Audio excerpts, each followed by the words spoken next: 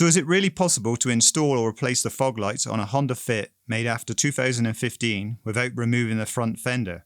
You'll be glad to know the answer is yes. Get some prying tools similar to these ones. Remove a few fasteners from the splash protector underneath the front fender. Now I can get my hand to the area behind the fog light. You'll be able to feel the rear side of the plastic shroud where the locking tabs are located. Here is a preview shot so you can see the tab locations.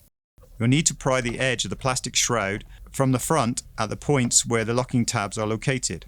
At the same time, flex the locking tab at the rear. I found it easier to start off in this corner. It does take a bit of work to release the first one. The plastic shroud slid out fairly easily after freeing the two outer locking tabs. Remove the two screws that hold the front fog light to the fender.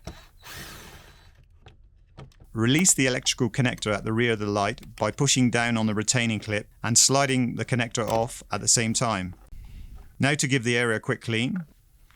The new LED fog light had a few extra plastic pieces that stopped it seating properly to the front fender, so I removed them. Push back in the electrical connector to the new fog light. These new LED fog lights also have daylight running lights, but I won't connect them as they aren't required where I live.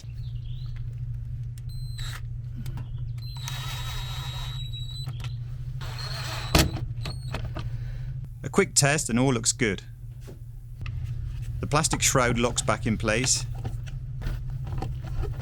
and a few pushes in each corner.